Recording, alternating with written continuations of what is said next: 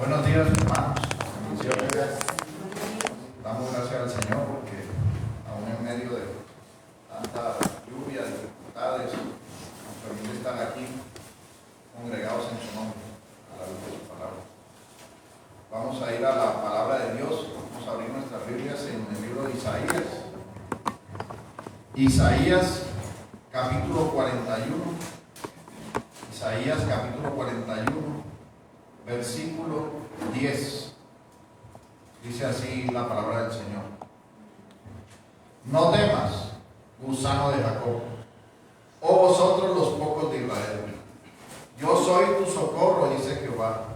El Santo de Israel es tu Redentor. Señor, añada bendición a su palabra. Oremos.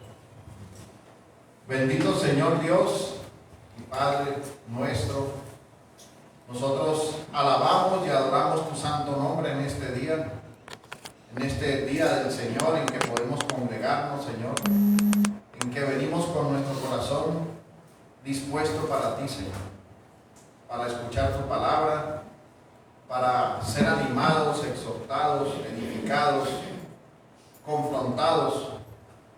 Sabemos, Señor, que tú eres el que obra en nuestras vidas.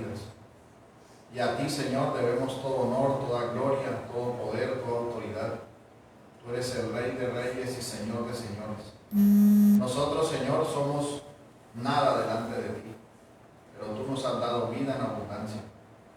Te pedimos que nos guíes, Señor, a la luz de tu palabra en este tiempo, que podamos nosotros ser iluminados por tu Santo Espíritu para comprender las verdades que en ella hay y para que tu palabra sea guardada en nuestra mente, en nuestro corazón, y podamos nosotros, Señor, recordarla y ponerla por obra, para que obremos conforme a ti, para que obremos conforme a tu imagen, no conforme a nuestras emociones o nuestros sentimientos o nuestro corazón, sino conforme a ti, Señor, conforme a tu voluntad, conforme a tus mandamientos y tus preceptos.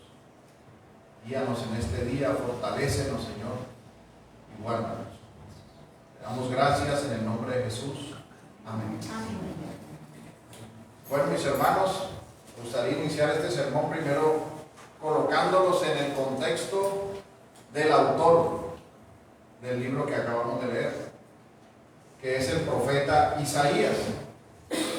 Según la tradición judía, el profeta Isaías pertenecía a la familia real, pues su padre era Amós, y Amós era hermano del rey Amasías. Su nombre significa Jehová es salvación. Históricamente se tiene que su ministerio data del año 740 a.C., que fue el año en que murió el rey Usías.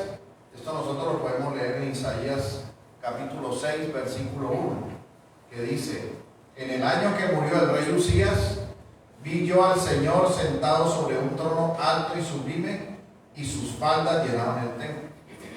Y más o menos su ministerio se extendió hasta el año 680 a.C., por lo que se hace contemporáneo con los profetas Miqueas, Amós y tal vez con el profeta Jonás. En este periodo en que se escribe el libro de Isaías, fue un periodo cambiante, pues bajo los reinados de Usías y de Jotam se realizaron bastantes construcciones que llevaron al pueblo a una prosperidad. Pero esta prosperidad hizo que con el tiempo se alejaran del Señor, confiaran y dependieran cada vez menos del Señor, y confiaran y dependieran cada vez más de ellos mismos, de sus riquezas. Y el pueblo de Israel comenzó a caer en una gran pecaminosidad, teniendo su mayor apogeo con el rey Acaz, quien introdujo prácticas paganas, idólatras, profanando también el templo. Luego, en el reinado de Ezequías, se trató de cambiar todas estas prácticas, pero esta apostasía había hecho raíces en todo el pueblo. Esta abominación había llegado a lo profundo del pueblo, y el juicio de Dios era inminente. Y esto, mis hermanos, es muy parecido a lo que nosotros vemos hoy.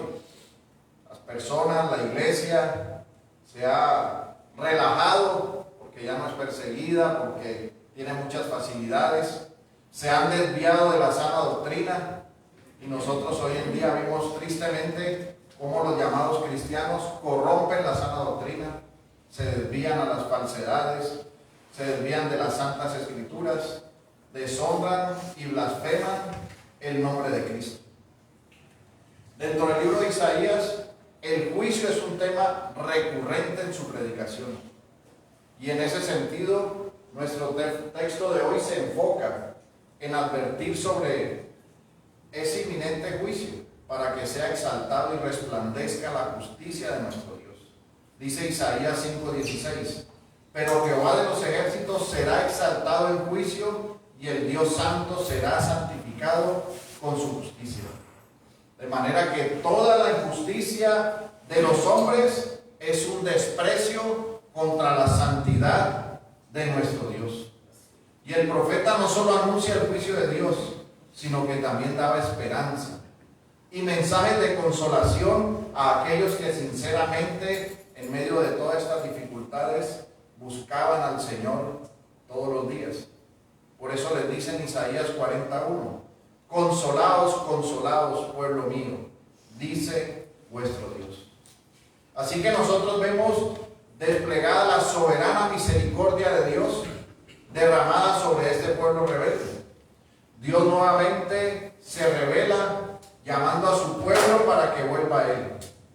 Y en este escenario premesiánico, donde encontramos este maravilloso versículo que vamos a estar meditando hoy y que nos permite a nosotros ver y entender la infinita grandeza de nuestro Dios y nuestra pequeñez, nuestra necesidad de un Salvador, nuestra necesidad de ser librados y guardados por el Dios Todopoderoso y Eterno.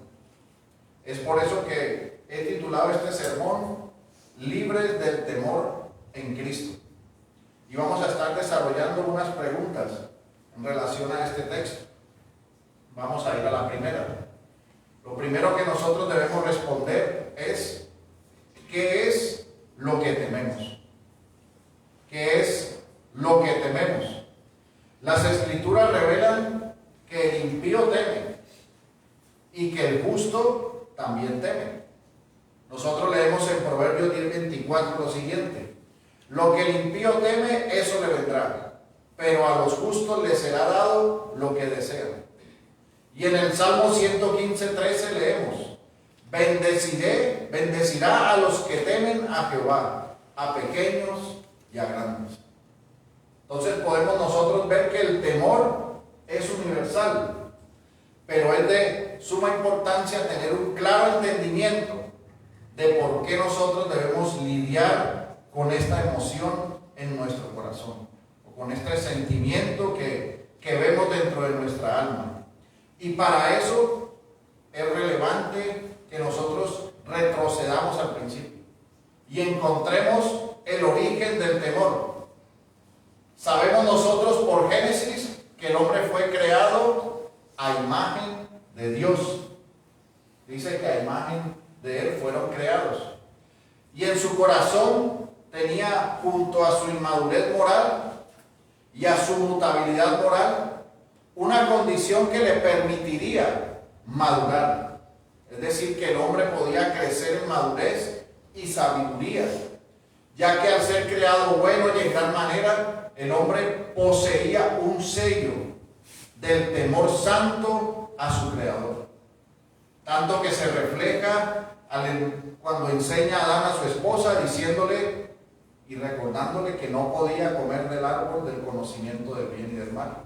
Ese fue un mandato que el Señor le dio a Adán. Y nosotros entendemos que ella recibió esa instrucción porque en el momento de la tentación dice que no podían comer de ese árbol. Eso mostraba que había un temor reverente a lo que el Señor decía. Ellos se encontraban en perfección, en perfecta comunión con su Hacedor. Y por eso se veía este temor reverente a la grandeza del Dios Santo y Creador de todas las cosas. Pero desafortunadamente las cosas cambiaron, ya que ellos transgredieron la ley de Dios y su crecimiento o su madurez, que debió ser a la santidad divina, a la celestial y sujeta al Creador, no fue de esa manera. Más bien ellos, al obedecer a Satanás, se rebelaron contra Dios y su sabiduría se convirtió en una terrenal, animal, diabólica. Así que debido a su primera desobediencia, al tomar el fruto que Dios les prohibió que tomaran, trajo junto con su transgresión un miedo pecaminoso.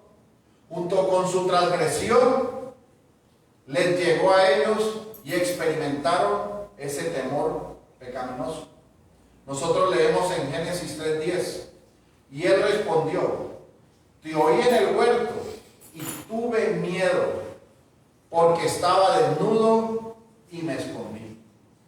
Este texto revela por primera vez cómo entró el miedo o el temor pecaminoso en el hombre y en el mundo, toda vez que por su pecado sintió en su corazón el abandono y la separación de la perfecta comunión que hasta ese instante había disfrutado con Dios. Y esto no fue un crecimiento moral para la humanidad, como se esperaba, sino un decrecimiento, una decadencia moral en la humanidad, siendo sellado ahora su corazón por el miedo, la inseguridad, el terror que lo consume en su interior. Y esto lo vería frente a cada circunstancia que viviría. Y esa decadencia, mis hermanos, permanece aún en el mundo de hoy. Tanto así que el hombre natural vive de esta manera, tratando de llenar su vacío espiritual por la separación que tiene delante de Dios, tratando de manejar el temor a lo que ha de venirle, al mañana, a su salud, con esperanzas temporales que lo conducen a una insatisfacción permanente y a la inseguridad de acuerdo a sus circunstancias. Y con el fin de tratar el hombre en sus fuerzas de cubrir esa desesperanza, como lo hizo Adán y Eva cuando se cubrieron de unas hojas, tratando de cubrir su miedo, su temor, su abandono. Asimismo el hombre trata de cubrir esa desesperanza, ese temor que socava su interior, y lo hace usando los medios que hay en el mundo. Y esos medios son la seguridad que aparentemente les da el dinero, la seguridad que les da las posesiones, la vanidad de los lujos innecesarios, y de muchas formas trata el hombre de calmar el vacío en su interior. Aún cuando sabemos que su corazón está endurecido, anhelando solo lo temporal, el temor y el miedo de su corazón acusa su conciencia. Y ese temor, un día, cuando enfrente la muerte, será todo lo que lo cubrirá. Pues como dice la palabra en Hebreos 10:31, horrenda cosa es caer en manos del Dios vivo. Y asimismo, mis hermanos, existe por la gracia de Dios un temor que viene de la gracia común. ¿A qué me refiero con esto? Que existe en los hombres también un temor natural de preservación de la vida. Ahora, este temor natural de la gracia común de nuestro Dios es el que nos hace huir del peligro. Y es un sistema natural que existe en nuestro cerebro y que se activa cuando existe una posible amenaza. Esto es una respuesta útil y adaptiva que nos lleva a que nuestro comportamiento, nuestros pensamientos, nuestro cuerpo pueda enfrentar lo que puede ver como un peligro. Y es un sistema y un mecanismo de defensa. Y en este sentido, ese temor es beneficioso para los seres vivos.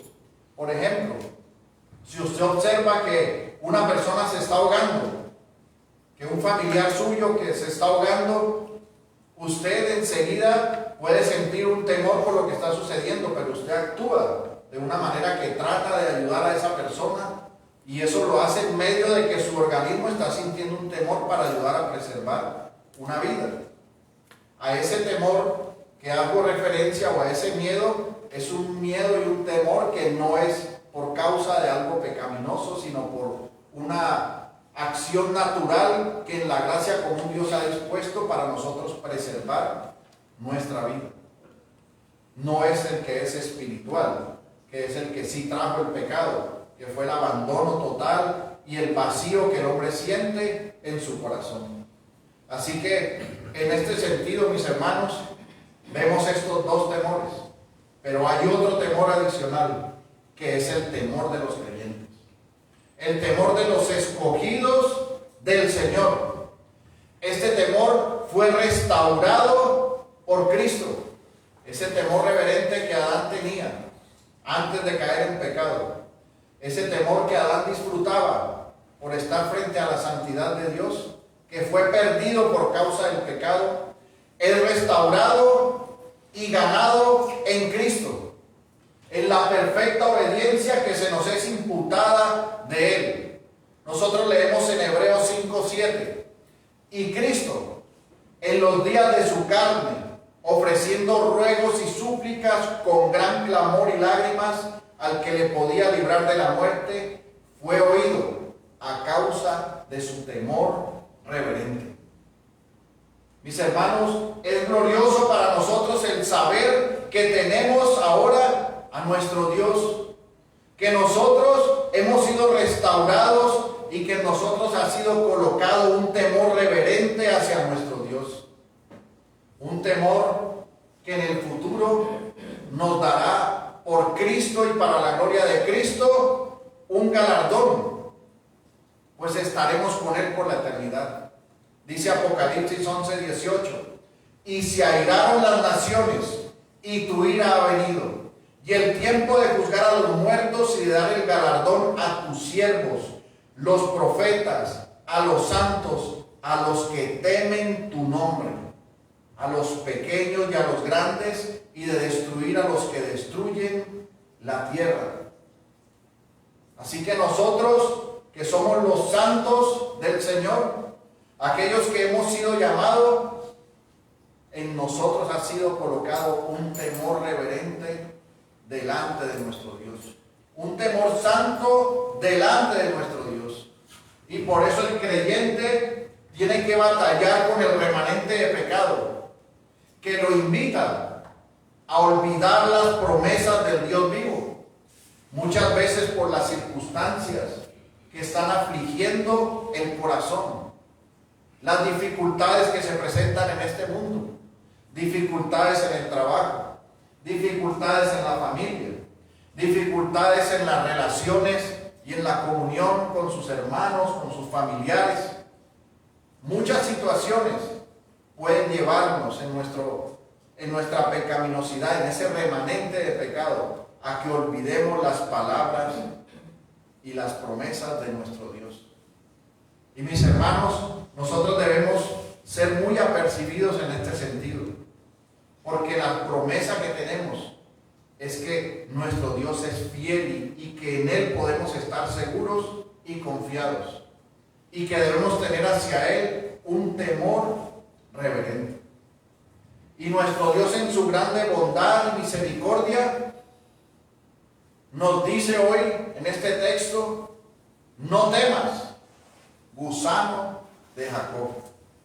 Y esta expresión de gusano nos muestra nuestra verdadera condición, de que no somos nada, pero también nos muestra, como dice Matthew Henry, que no somos víboras, es decir, que no somos de la simiente de la serpiente, sino que somos gusanos, como ese animal, como ese gusano que cuando ve y va al árbol se aferra de él, y la fuerza de él reside en su boca, que aunque es tierna puede golpear el cedro más fuerte, puede penetrarlo.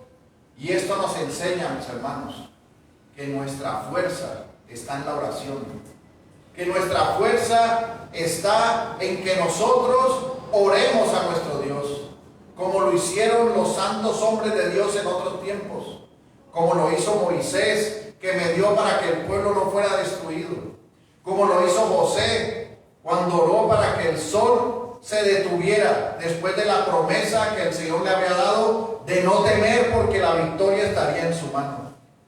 Así que sabemos que somos santos, pero al mismo tiempo somos pobres, débiles. Necesitamos del Señor.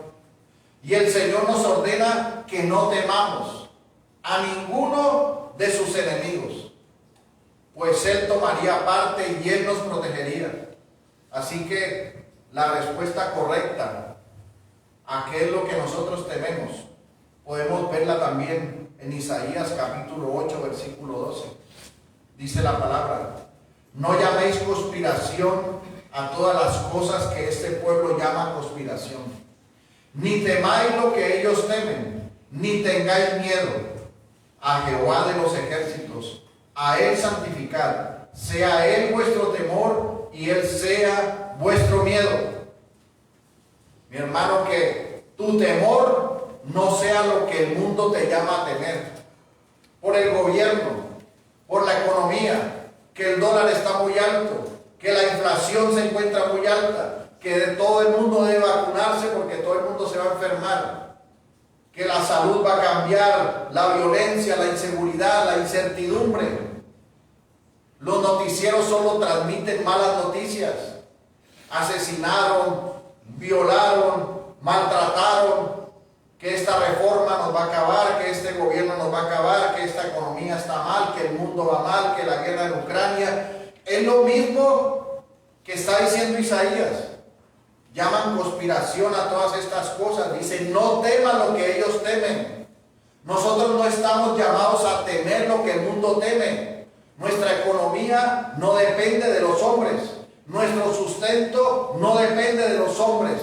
Nosotros no dependemos de los gobernantes. Dependemos del Rey de Reyes y Señor de Señores. Amén. De Cristo, que está reinando en su trono y que prometió que nunca nos dejaría ni nos desampararía. Así que nuestra mirada debe estar en nuestro Señor Jesucristo, en la confianza que tenemos en las promesas de un Dios inmutable que nos salvó. Así que no nos dejemos llevar nosotros por esas circunstancias. No estamos llamados como creyentes a entrar en esas discusiones, que la culpa es de no sé quién, que la culpa es de otro. Mis hermanos, confiemos en el Señor. Haz lo que te corresponde hacer con plena confianza en el Señor, porque nuestro temor es a nuestro Dios y a Él es al que debemos santificar. Tenemos a Cristo, en quien tenemos redención y vida eterna. Así que recuerda en tu mente y en tu corazón que tu temor es al único Dios verdadero, fiel, inmutable, que no duerme, que no se cansa. Así que tu respuesta es que tu temor sea al Dios vivo siempre. No temas nada más, mi hermano. Confía en el Señor, porque Él está haciendo todas las cosas para su gloria. Y esto nos lleva a responder una segunda pregunta. ¿Quién es tu socorro? El texto que nos estamos leyendo nosotros dice: no temas, gusano de Jacob, oh vosotros los pocos de Israel, yo soy tu socorro, dice Jehová. El Santo de Israel es tu Redentor. Nosotros sabemos que hemos sido salvados, rescatados en Cristo. Y que una vez que hemos sido salvados en Cristo, que somos apartados para Dios, nosotros estamos en los verdes pastos, en donde nos ha colocado nuestro Hacedor, siendo ovejas de Cristo, pues por la obra soberana de Dios hemos escuchado su voz. Como dice Juan 10:27, mis ovejas oyen mi voz, y yo las conozco y me siguen. Y yo les doy vida eterna y no perecerán jamás, ni nadie las arrebatará de mi mano. Mi Padre que me las dio es mayor que todos, y nadie las puede arrebatar de la mano de mi Padre. Yo y el Padre uno somos. Somos llamados para ser ovejas del Señor. y también somos llamados hijos de Dios. Dice Romanos 8:15, pues no habéis recibido el espíritu de esclavitud para estar otra vez en temor, sino que habéis recibido el espíritu de adopción, por el cual clamamos, Abba, Padre. Por lo tanto, si estamos en el lugar correcto, donde hemos sido colocados por parte del Dios Todopoderoso, nosotros debemos entender y saber que nuestro socorro viene de Él. Si Él es el que nos sostiene, si nadie nos puede arrebatar de su mano, si somos de Él y para Él por siempre y para siempre, ¿de dónde viene tu socorro, mi hermano? No viene de aquel que te sostiene, de aquel que cuida de ti, de aquel que no te va a dejar que caigas. Dice la palabra en el Salmo 121:1. Alzaré mis ojos a los montes. ¿De dónde vendrá mi socorro? Mi socorro viene de Jehová, que hizo los cielos y la tierra. No dará tu pie al resbaladero, ni se dormirá el que te guarda. He aquí que no se adormecerá ni dormirá el que guarda a Israel. Jehová es tu guardador, Jehová es tu sombra a tu mano derecha. El sol no te fatigará de día, ni la luna de noche. Jehová te guardará de todo mal, Él guardará tu alma. Jehová guardará tu salida y tu entrada desde ahora y para siempre. Y aquí hay una respuesta llena de tesoros que nos muestra, mis hermanos, quién es nuestro socorro.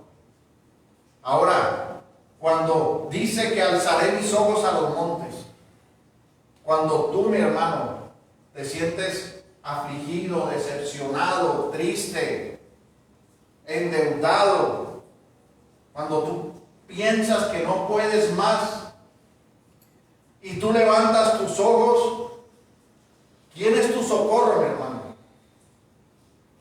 Tu socorro no puede ser el prestadiario. Tu socorro no pueden ser los lujos de este mundo. Tu socorro no pueden ser los proyectos que tanto anhelas. Tu socorro no es el pago que está pendiente y que nada que llega. Tu socorro no son las personas que están a tu lado. No es el hombre. Tu socorro no son los políticos, no es el presidente. Tu socorro no son los jueces. Tu socorro es nuestro Dios, es el Señor. Y cuando tú levantes tu mirada, tu ayuda viene del Señor. Tu ayuda no viene de los hombres. Así que debes saber que en cualquier circunstancia no debes olvidar que el Señor es el que te guarda y el que te cuida. Mira, mi hermano, este salmo dice que Él nos guardará, que Él nos sostendrá, que no se adormece ni duerme el que nos guarda. Muchas veces las personas se sienten seguras porque tienen un vigilante o porque tienen a alguien que los cuida. Pero eso no es lo que nos guarda. El que nos guarda a nosotros no duerme ni se cansa. Nos sostiene con su diestra y nadie nos puede arrebatar de su mano. Y dice el Salmo que no nos afectará el sol ni la luna. En aquellos tiempos decían que a las personas la luna les afectaba el carácter. De ahí viene la palabra lunático. Pero aquí está enseñando que a nosotros estamos guardados en todo, aún en nuestro carácter, en todo lo que somos. Y sabemos que estamos ubicados y que estamos colocados en un mundo pecador, lejos de Dios. Y por esa razón experimentamos como hijos de Dios aflicciones, situaciones difíciles. Pero mis hermanos, el pecado remanente de nosotros no debe ganar esta victoria. El pecado remanente de nosotros que quiere llevarnos a que toda esa aflicción y esas circunstancias opaquen y desvanezcan la grandeza y la soberanía de Dios, no debe ser lo que debe brillar. Y si en tu vida está brillando y está siendo exaltado, es el temor, la angustia, la desesperación, arrepiéntete, mi hermano, porque debes confiar en el Señor. Debes hacer el bien sin cansarte, dice la palabra, que no nos cansemos de hacer el bien. A veces por más bien que hacemos nos pagan mal y nos pagan mal y nos pagan mal. Pero eso no debe opacar la grandeza de Dios y el entendimiento de que Él es el que nos cuida, el que nos socorre, el que viene a nuestra ayuda. Ahí es donde debemos estar parados firmes. No hay aflicción más grande que nuestro Dios. No hay problema más grande que nuestro Señor. Confiamos en Él. Y aun si tuviéramos que morir, tenemos vida eterna en Cristo. Amén. Así que ni la muerte es un problema para nosotros. Y debemos recordarlo. Y recordarlo en este tiempo en que las personas están siendo llamadas a temer en todo sentido. No guarde la plata en el banco, no haga ese trabajo, no haga esta situación. Vea que la situación está difícil, que la inflación, que se va a acabar la comida, que no va a haber comida en los supermercados. Mis hermanos, nuestro Señor nos cuida. Él nos sostendrá. Así que no temamos. A veces cuando la iglesia es perseguida, más se fortalece y más brilla Cristo. Así que no debemos temer. Cualquiera que sea nuestra situación, sabemos que estamos con el Señor. Como decía el apóstol Pablo en Romanos 8:31, ¿qué pues diremos a esto? Si Dios es por nosotros, ¿quién contra nosotros? Así que tu socorro es el Señor. Y por esa razón, mis hermanos, Él nos dio la promesa en Mateo 28:20. Nos dijo que estaría con nosotros todos los días hasta el fin del mundo. Porque en el fin del mundo estaremos con Él por la eternidad. Refiriéndose a este presente siglo malo, no nos ha dejado, no nos ha abandonado. Él nos sostiene. Estamos débiles, menesterosos, decaídos. Miremos al cielo y recordemos que nuestro socorro viene del gran Yo Soy. En Él es que estamos sostenidos, no en las cosas temporales, no en lo que perece. Así que ora al Señor, busca al Señor, aférrate al Señor tu Dios, que es tu socorro. Y esto nos lleva a una última pregunta que vamos a responder, y es: ¿quién es tu Redentor? Ya tú has comprendido a quién debes temer y qué temor debes desechar. Has comprendido quién es tu socorro y de dónde viene tu socorro. Pero el texto nos está diciendo: no temas, gusano de Jacob, o vosotros los pocos de Israel, yo soy tu socorro, dice Jehová, el Santo de Israel es tu Redentor. Y nosotros vemos aquí que la palabra habla de los pocos de Israel. La Vulgata lo traduce como los hombres muertos de Israel, refiriéndose a aquellos que fueron expuestos diariamente por la muerte, por causa de Cristo, por causa del Evangelio. Aquellos que están muertos al pecado diariamente, que viven para el Señor. Y estos son pocos a ese pequeño rebaño de la iglesia, al pueblo de Dios, que en comparación con el mundo pecador son pocos. Y el Señor lo dijo en Mateo 22:14, porque muchos son llamados y pocos escogidos. Y después de esto nos dice que el Santo de Israel es nuestro Redentor. La palabra Redentor hace referencia a aquel que nos redimió. Viene de la palabra redimir, y la palabra redimir significa librar de la esclavitud, rescatar por precio al cautivo o al prisionero. Y cuando este texto nos está diciendo que el Santo de Israel es nuestro Redentor, se refiere a nuestro Señor Jesucristo, como es descrito en Isaías 53, como un siervo sufriente, como el Cordero de Dios que quita el pecado del mundo, el Redentor que con su sangre pagó el precio de la esclavitud de nuestros pecados para que nosotros fuéramos redimidos para la gloria de Dios. Nosotros fuimos comprados a precio de sangre y en ese sentido fuimos redimidos. Y aquí nosotros vemos una conexión que es muy interesante en relación al uso del término gusano.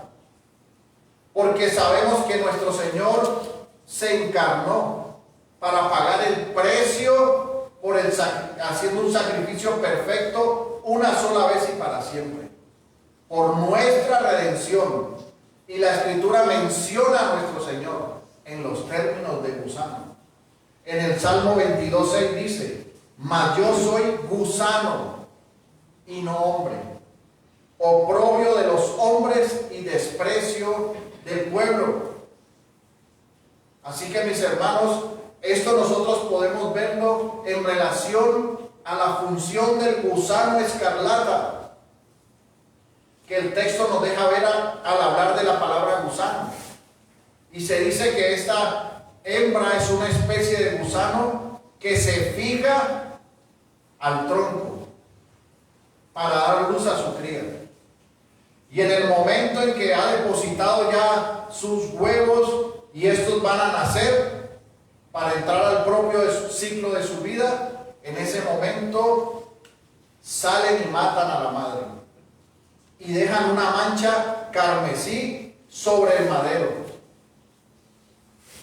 Y por esa sangre carmesí que dejan en el madero dan a luz muchos hijos. Y esa sangre es la que usaban anteriormente para hacer colores y para hacer tintes de color escarlata.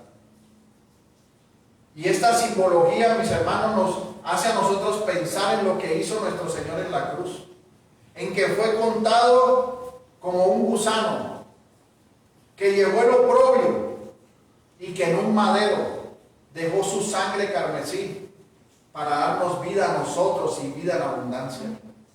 Esto nos señala que hubo una muerte para que hubiera vida. Hubo un sacrificio de sangre para que en nosotros hubiera redención, para llevar muchos hijos a la gloria. Así que nuestro Señor murió para que nosotros pudiéramos vivir. Él sufrió el oprobio, derramó su sangre para que nosotros fuéramos libres de la condenación del pecado, libres de esa maldad que nos llevaba a la condenación eterna. Y eso lo hizo nuestro Señor en la cruz. Dice Isaías 66:24: y saldrán y verán los cadáveres de los hombres que se rebelaron contra mí, porque su gusano nunca morirá, ni su fuego se apagará, y serán abominables a todo hombre. Aquí está hablando acerca del juicio y de lo que los hombres experimentarán en el infierno. Y en ese sentido, mi hermano, tú tienes que hacerte una pregunta.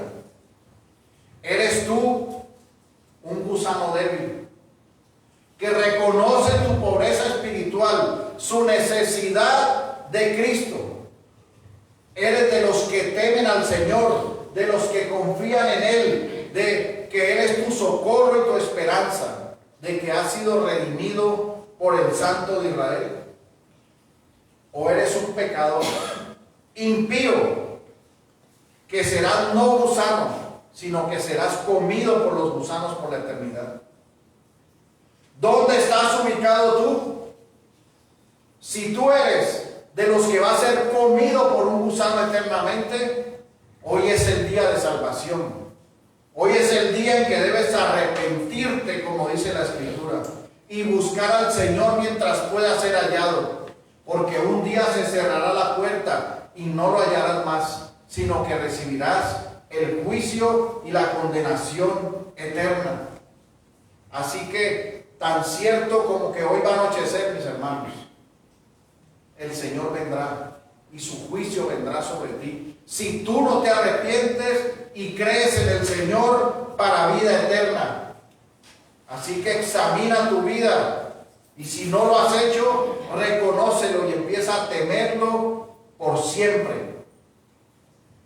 Y si tú, mi hermano, eres de los que ha confiado en el Señor, hoy te animo para que te mantengas firme, para que comprendas y entiendas que Cristo reina y que Él es el que nos ayuda en la tribulación y en cualquier circunstancia.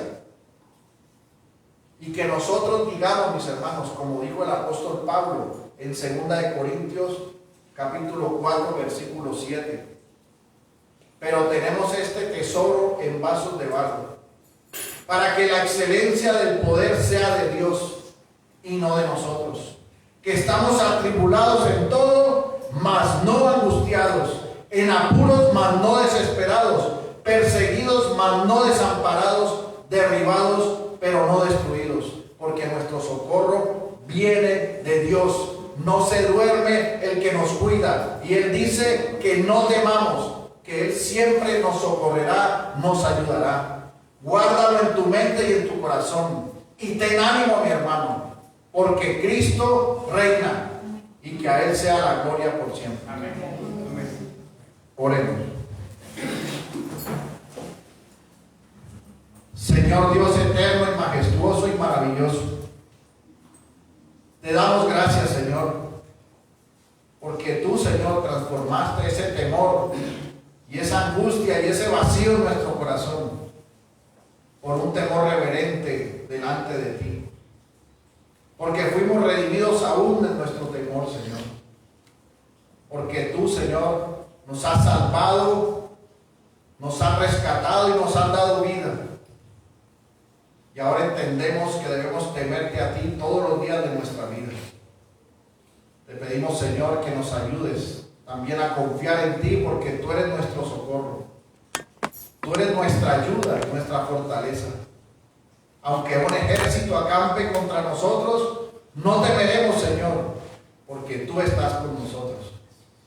Gracias, Señor. Ayúdanos a estar plenamente confiados y seguros en ti, a cobrar ánimo, a levantarnos para vivir para tu gloria, Señor.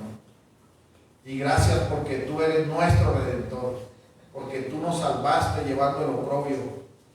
Y ahora, Señor, nos has dado vida y vida en abundancia. Que guardemos tu palabra en nuestro corazón y que podamos vivir para ti, Señor, y para tu gloria.